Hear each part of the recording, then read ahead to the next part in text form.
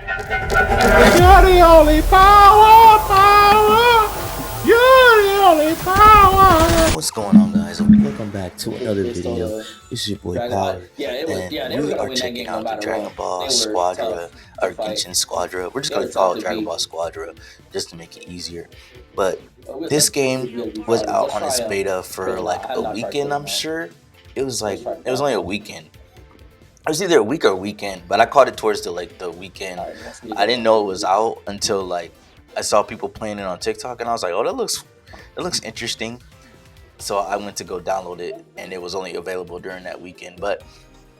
And I was like, I think that was last week or sometime, or 2 weeks. Was it 2 weeks ago? I think it was 2 weeks ago. When was the 16th? Hold on, because I know the 16th was the last day. So last week, yeah. So it was 2 weeks ago when it was like out. Anyways, as you can see, the thing about Squadra is that it is a MOBA. So if you haven't played a MOBA before, or you don't know what a MOBA is, it's basically you are a team, you have the enemy team, and you're both trying to attack the members' bases. And when you're doing this, you have to, in order to get to the base and get to the Dragon Ball. That's the way you win the game here, is if you destroy their base and collect the Dragon Ball. The way to get to their base is you have to destroy their towers. Now their towers are the goddess of destructions, and the only way you can get to the only way you can destroy the gods of destructions is when Zeno, the little purple guy, comes out and starts smacking one of the gods of destructions. Then your team can go and attack the gods of destruction while they're weak, and then destroy the tower. And you just repeat that process basically until you destroy other towers and you're able to get to the base. Really simple. That's how most MOBAs work. Um, it's like the simplified version of it. And then there's like minions on the map that you kill in order to level up. Like there's little enemies on the field. You do that to level up and everything like that. As you can see on this video, I'm playing Krillin, which is a technical role. There's 3 roles in the game. So there's tank, damage, and technical. Um, Obviously, they are self-explanatory. Damage is damage dealers. Tanks are tanks. They're really beefy, strong.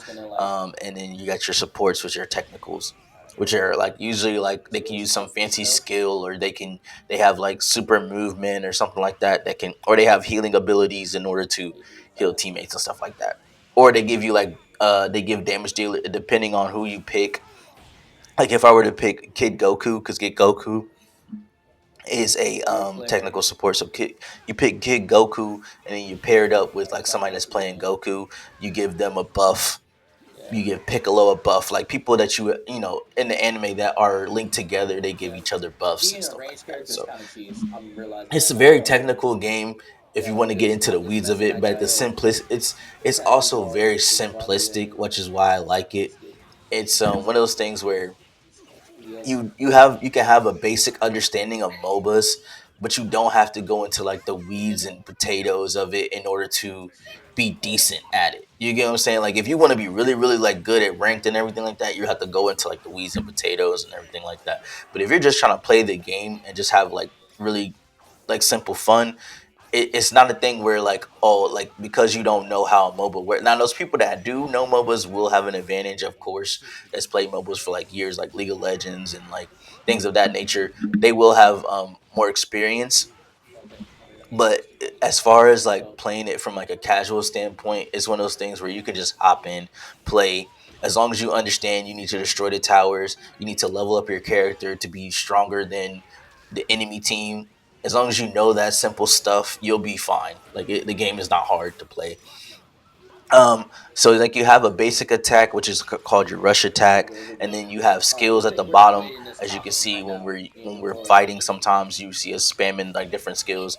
Now there is 1 or 2 things that I do want to say that this game does need, and that is one is a text, like to text your team, because there's a ping system in the game, but the ping system only lets you ping 3 times. So there's got to be a way to like communicate to the whole team on what is going on, because there was many a times in many a games where we're getting destroyed in bottom lane and nobody's coming to help. You know what I'm saying? Like everybody's focused on just like destroying each other instead of like trying to win the objective of the game.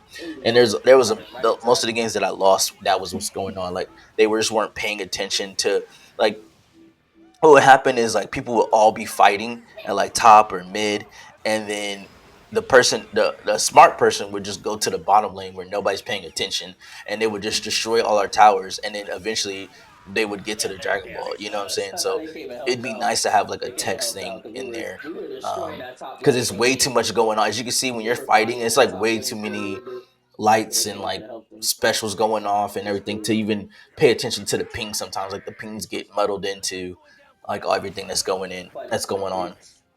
um what's another thing? Oh, another thing is I hope they keep the same system, because there is a gotcha element to, because they still got to make their money because it's a free to play game.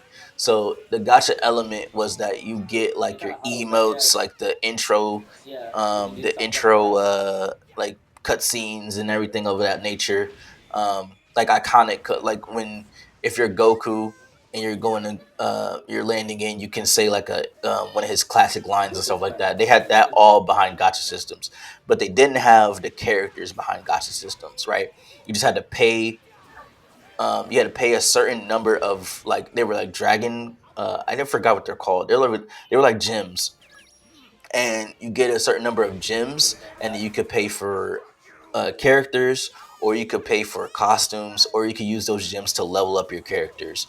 So it was something like that. But I hope they keep that same format, because then it makes it so that if you want the emotes and stuff, you can play the gotcha element and you won't get mad about not getting a character, right? But if they go the route of getting characters out of the gotcha element, please make it so that it's a thing where you can get that character like without having to do the percentage of like, oh, you can only get this person like this number percentage. Like make it so that if you open this many boxes, the person will pop out. You know what I'm saying?